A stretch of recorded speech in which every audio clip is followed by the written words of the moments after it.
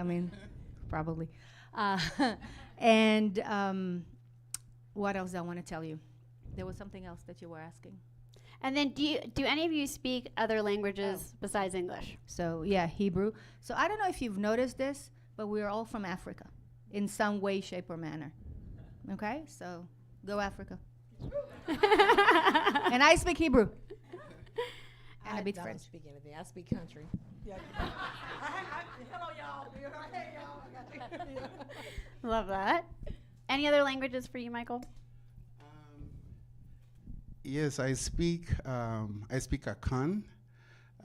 This is for, well, there are various dialects in Ghana, several of them.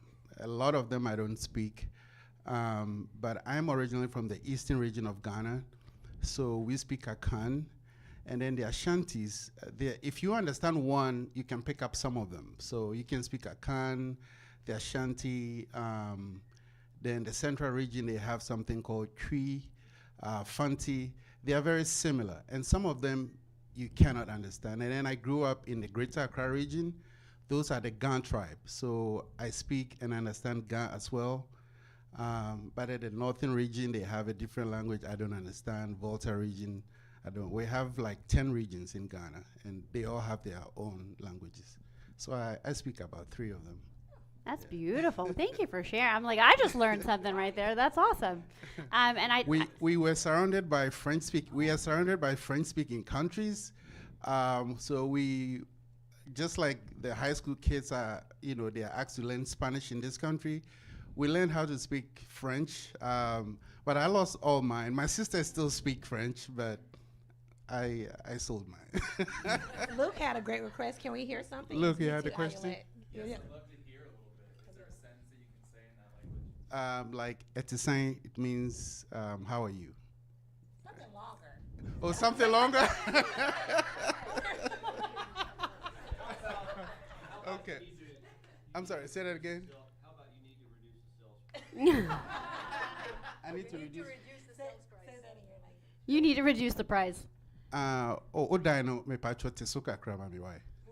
What he said. Love that. Ayolet, your turn. Ayelet, how do we say that in Hebrew? So in case you can't say it in English, we're going to give you all the ways to tell you people to price it right. אתה צריך להוריד את המחיר של הבית שלך. Hey, I love that. How do you say that in Alabama?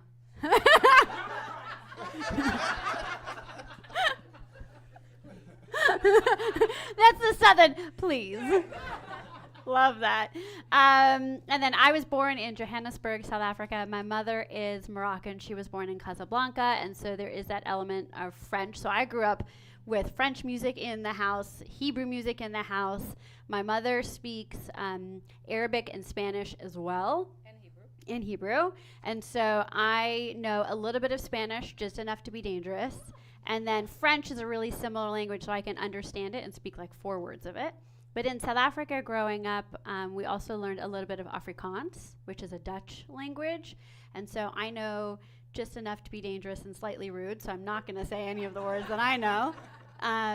But it is one of the fun things, right, of like getting to know other people. And then it's great because you can connect in a different way. So based on your experience, how would you say that your background has helped to shape relationships for you today? Whoever wants to jump in. Okay. So since I've started, my focal point was relocation and working with people that relocate here because of my own personal experience, which was not good. And so I wanted to have people going through a far better experience and actually enjoying it because it's a very rough process. And so my networking, my everything that I do is actually working within my community, is talking with my fellow Israelis and helping them with anything that they need, anything that they have. It doesn't need to be real estate. It doesn't need to be anything that is remotely about houses, but whatever you need to know, you can call me. So just being within my community, because it was always for me demographic rather than geographic. Love that. Okay. Okay, so for me, And I think in the West, you guys have the same thing. It's called Ubuntu. It means that it takes a village. You guys call it takes a village to maybe raise a child or bring up a child. So from where I come from, especially in the small communities, almost everything begins with community. Everybody knows everyone. We all want the well-being of other people. So I've tried to do very similar over here. It was tough in the beginning, but I had to tap into my community just like she did, or just like she's doing. And I think it's taking shape. I'll say that. It's taking shape. Love it. Thank you. So I come from a less fortunate background. My family would be considered a little bit, more poor than most, of course. I mean, we were poor. So I'm just gonna say it nice, the real way. So for us, it's always about, being authentic and just being who you are. And I believe for me with my business, that actually helps me gain business and gain trust from my clients because I'm about being an open book, being transparent, being big on communicating. And relating to where they are. Some people are selling or buying because of a situation that they're going through. And I usually empathize with that and try to help relate that and really take it personal what they're going through so I can help them achieve what they need to achieve to get to the next goal. So that has helped me because I really do relate to some people. I love that. And, if you don't mind me adding, Please. I don't know if you know Adriana West. I think she gave me one piece of advice. I was thinking about it, but she brought it home. She asked me to look into my network, my community, and see how I can help. And I'm always thinking more investment. So I started, try to build my network from my niche. I just reach out to people that I know, mostly wealthy folks, to see if I can raise capital, to see if we can develop properties and stuff like that. And I had been doing it for 2 years, and it almost was not going anywhere. I'm like, you know what, I need to get a job, you know what I'm saying? But then out of the blue, I had a few people call me and say, hey, Michael, I'd like to take you up on this opportunity. I'd like to take you up on this opportunity. And the past 1 week or so, I've had 3 people that I haven't spoken to in a very long time, out of the blue, just calling me and want to discuss business. So I guess it takes time. It takes time. Yeah, and connection, right? Like we have to actually connect with people, which I think people want now more than ever. Like we've come into, and for those of you that were in San Antonio at Mega Camp with Gary Keller, we've actually talked about that there's sort of an epidemic right now of loneliness. So things like this, things that kind of come out of the box, out of the ordinary, it's not just about real estate, but it's about that community and connection that you build, right? And just like, here's the thing too that I love. We have agents with us from Brazil, from Venezuela, Colombia. We have agents from Jamaica, from China. I mean, all over. And so it is really special to put us all together. What's one saying or wisdom or something from your background that you kind of keep with you in your daily life? Be transparent. Mm-hmm. And be direct, and don't, well, I'm the culture committee, which I'm not supposed to say, but keep the bullshit in your house and just be nice to people. Where's my Southern translation? I need Southern translation. Bless their hearts. Yes, so it's about being direct and being upfront with people, and just bring the best out of you, that you can help them. It's not about my bank account, it's about their way of life and just making their livelihood and what they're looking for, to be the best. Because when they're feeling the best, when they're getting what they need, I will get what I need.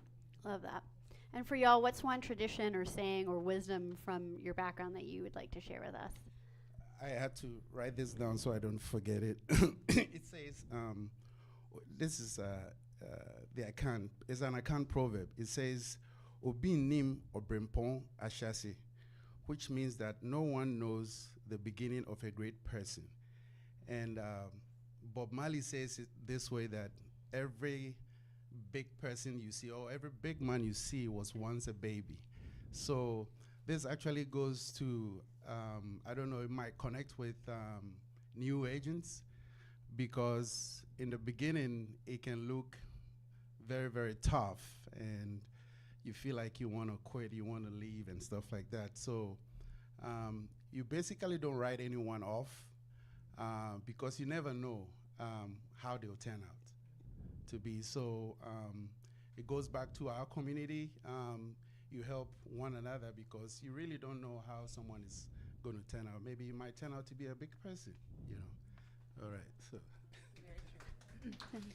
I wanted to clarify something as well. The reason I don't speak another language is because my mother was adopted from the Philippines, which is actually very common for that culture as well, where the babies are adopted there. So she was adopted by a black family. So that's why I wish I kind of got robbed, because I wish I spoke a different language. I got cheated, but that's okay. But yeah, so that's why I don't. But to answer that question, for me, I was always, from my father's culture, he had a tough upbringing. And so it was be careful who you trust. And that goes with me a lot with business. And you do have to have balance, of course, because business does take some trust, of course.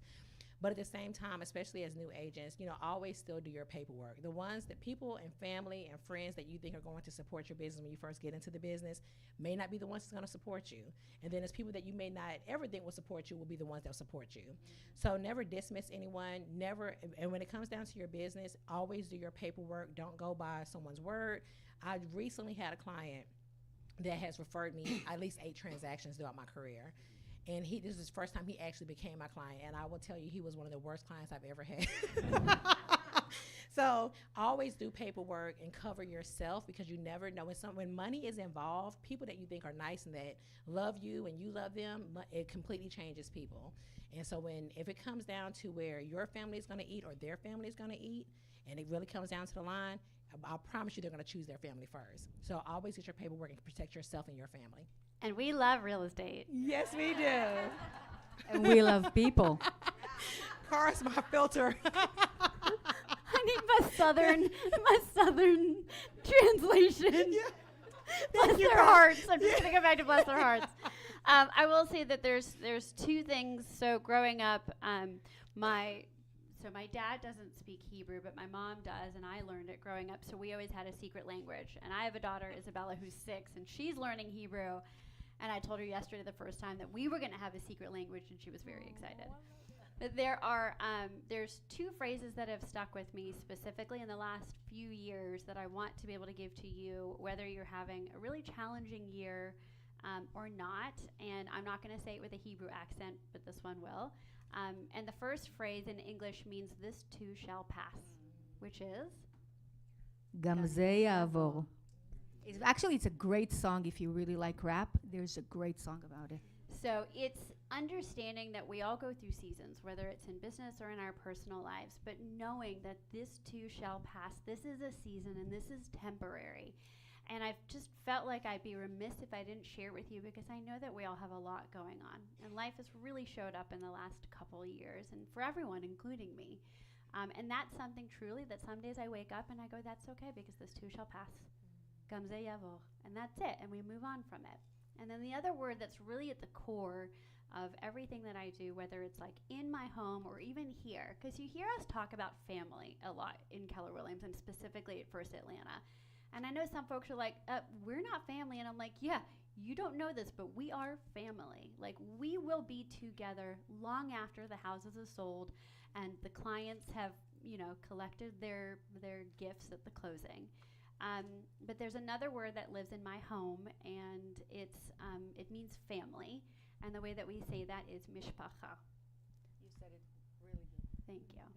And so it's one of the things as well, like from my heart to yours, I want you to know that what you've entered into is our mishpacha, our family, which is also our community. And no matter where you're from, what you look like, or what your experience is, or what your background is, each of you is valid and whole and amazing and a part of our family. And that's why we're just so grateful to have you here. Yeah. Thank you.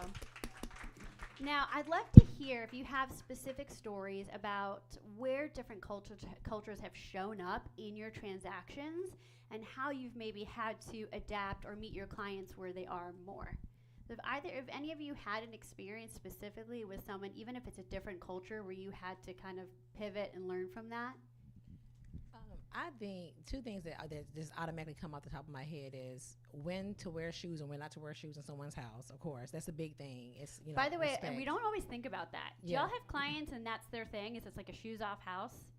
It's not always for germs. Yeah, love that. Janine, So please you continue. Yeah, definitely have to be aware of that. If you see shoes at the front door, please take your shoes off. If their shoes are there, they definitely don't want your shoes there walking through the house. By the way, and that can lose you a deal. It can. That can actually lose you a deal. Second thing is also I learned throughout the business is when you're going to sit at a table with them, let them choose their seat first, because if there's a dominant personality in that home and you don't want them to make them uncomfortable. Let them choose their seat first, then you sit down at the table. And then the third thing is also just figuring out the personality types and the decision maker. Especially as a female, sometimes we have to play the submissive role to get the business, or just to adjust. So mirroring your clients, because honestly, it really is important to them, and that's our job. Our job is to make them feel comfortable and to make them feel happy. So I joke about it, but honestly, it's very serious to me, because I never want to offend someone that's trusting me in real estate. This is a big transaction that they're trusting me with, and I expect nothing less to make sure I fit their standards. I love it, because actually in most South African homes, the male is dominant, and the woman is essentially takes care of the home, takes care of the children, and this is not across the board, but for the most part, especially depending on the generation you came up in, the male is the decision maker, and the wife is a little bit more subservient. And so when I sit down with other South Africans, if there's a major decision, I check the pulse of the woman, but typically it's the male that makes the decision. And that happens in a lot of different cultures. Have y'all seen that? Okay, so about taking shoes off, I know one culture that you definitely must take your shoes off. Like, they might not say anything, but yeah, Kenya. If you go to any person from Kenya, even if they are hosting a party or whatever, you see all their shoes out there, like so many of them. But they'll give you tea to drink, though. We're not pouring it out. We're drinking it. Got it. Right. They'll give you tea to drink. About culture. So I have a Congolese culture. Let me back up. I think the best advice I have gotten in real estate, I've got it in this room. A friend of mine that used to be here, I used to skip trading, like, when it used to be Tuesdays, right? I used to skip it all the time. I look at the file, they don't say anything that I like. I just skip it. And she said, Michael, one of the best thing you get from Keller Williams is if you go to the trade. He said if you don't go to Keller Williams for anything, just go for training. So I really took that advice to heart. So most of the time, unless something really crops up, I'm always here. It was in this room that Charlie presented. He did a presentation about Blackstone, how they build it and buy subdivisions and stuff like that. I like development. I built my mom's first house right out of high school, but it's completely different in the United States. I still have to learn. It was in this room that John Mark talked about. Actually, he posted it online, and then he repeated it in the room that real estate developers are about to ramp it up. Okay, so the only reason I say this is because I have a client that I helped buy a house. He bought his house.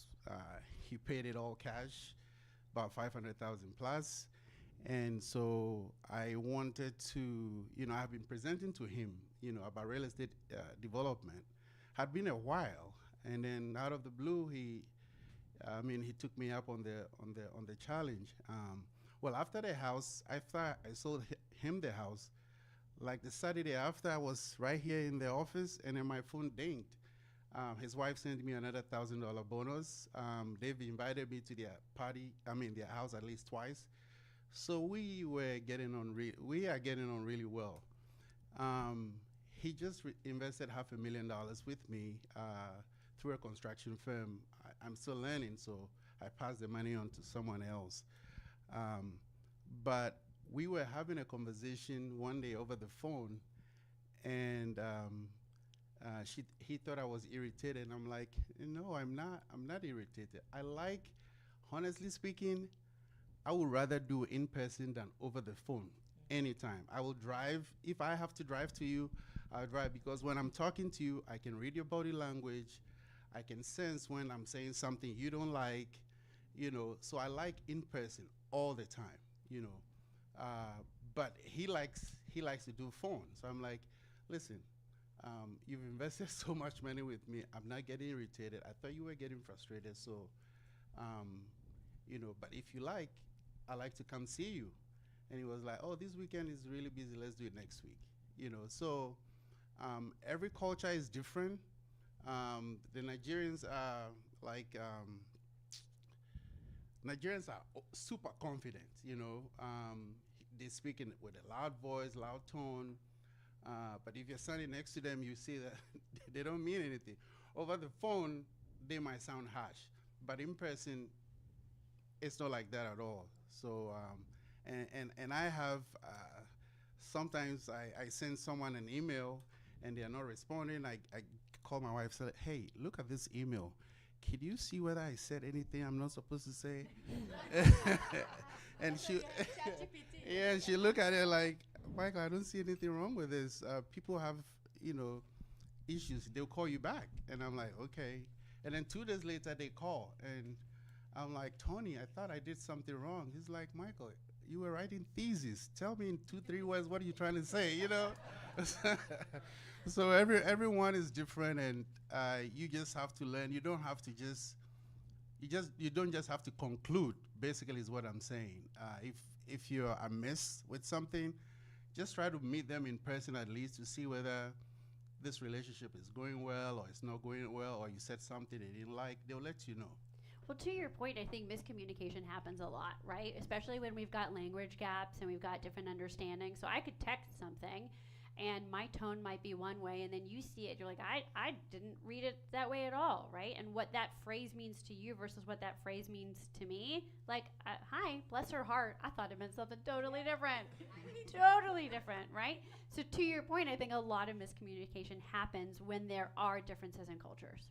So I've worked with many cultures, not only Israelis. I worked with Russian, Indian, Colombian, French, everywhere. I'm not discriminatory, let's just say it this way. And a lot of them really like to invite you for dinner after the transaction.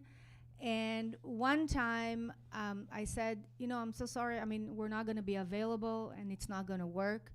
And they were a Russian family, and it was after we completed a transaction. I sold one of their investment homes, and they were supposed to sell their own home. Because I didn't come to their home for dinner, they didn't give me the business. And so I learned from that, and then I went to a Persian dinner, and then I went to an Indian dinner, because I'm not going to say no to anything anymore. It's like the real estate client meal plan. I like this. Yes. Oh, yes. Not to mention that we have, unlike the Christian holidays that maybe 2 a year, I don't know, Christmas and Easter, in the Israeli calendar, there's 10 holidays.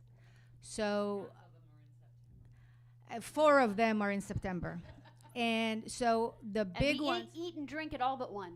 Yes. So the big ones, which are the Rosh Hashanah, which is going to be in September. It's actually on my husband's birthday this year. Yay. And then Passover, we actually have anywhere between 30 to 45 people in our home. And then on holiday, like Hanukkah, because it's 8 days of Hanukkah, people, it's not one day. So I do at least 5 nights that I host past clients and current clients. I have probably about 30 people every evening, and Deanna was in one of them. And so it's a lot about food. And, just breaking bread with someone. And you're an excellent cook. Okay. And I only know that because she's invited us into her home. So, yes. So Kara's been to multiple Rosh Hashanahs and Passovers. so she knows my husband's gift very well. And my husband actually is partly Chilean and partly Iraqi, so it's like a whole different type of food that is running in our home. So, yeah, if anybody wants to come. I love that. So we're going to come to you for final thoughts. I'm going to share one quick story and then we'll come to you. So I want to give you a very specific example of how this can show up as well. Two, really. One is in pricing. So you're going to have clients that are very specific about pricing, and there are thoughts around numbers that are auspicious or inauspicious that bring luck or perhaps could actually jinx the sale of the home. And so when you have someone from a different culture, it is actually totally appropriate for them to ask when they're talking about pricing. And if they start to bring common numbers, they want it to end in a 999 versus a 995, typically that can show up culturally. The other thing that can happen is I worked with a really beautiful Indian couple, and very traditional. Parents were involved, grandparents were involved. And in order for the home to have the blessing and be deemed auspicious, there were two things that mattered directionally. The front door had to face, I believe, either north or northeast. Anything else was deemed inauspicious. And the bedroom in the primary, same thing. One couldn't face a window, and two had to be either north or northeast. And that was the only way they were going to get the blessing. The other thing that showed up as well, and this is in a lot of different cultures, is the date. The date of the closing also had to be blessed. And so sometimes we're filling out a contract and we're just putting out a date and we're not thinking, hey, is there a date that would be important for us to avoid or to close on? Is the number in the date important for us to talk about? Rather let your clients be like, no, what are you talking about? Any date's fine as soon as possible, versus feeling as though maybe their culture isn't being respected. So know that numbers actually have a lot of value with different cultures in them being auspicious and or blessed, and same thing directionally. That can show up in a lot of different cultures too.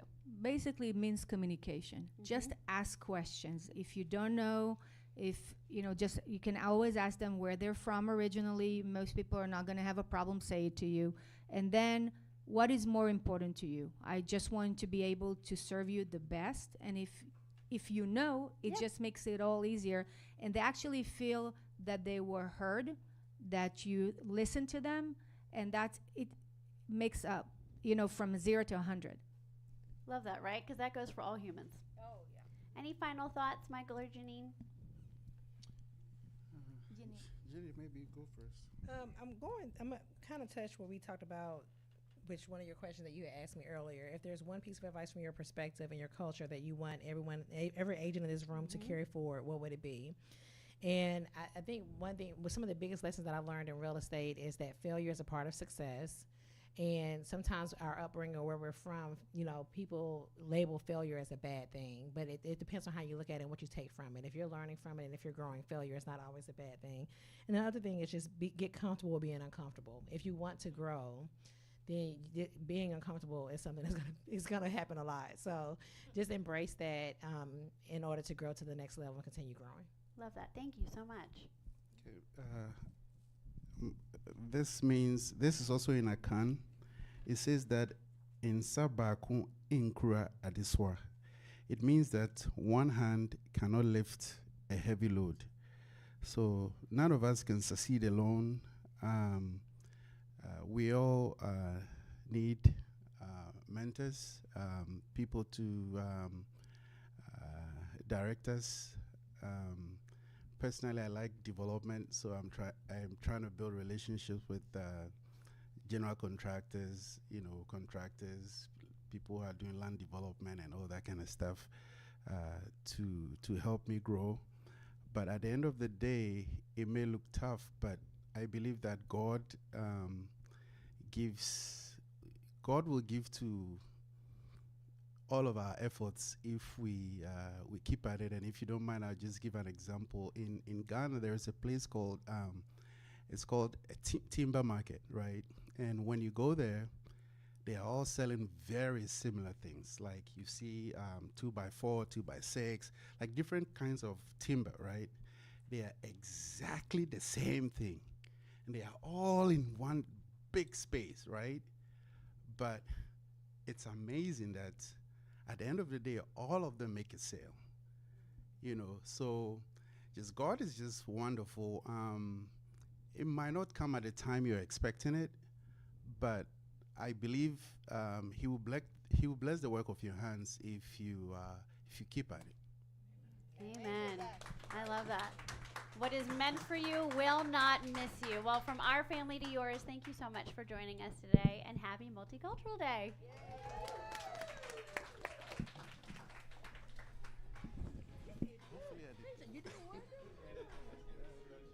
Natural.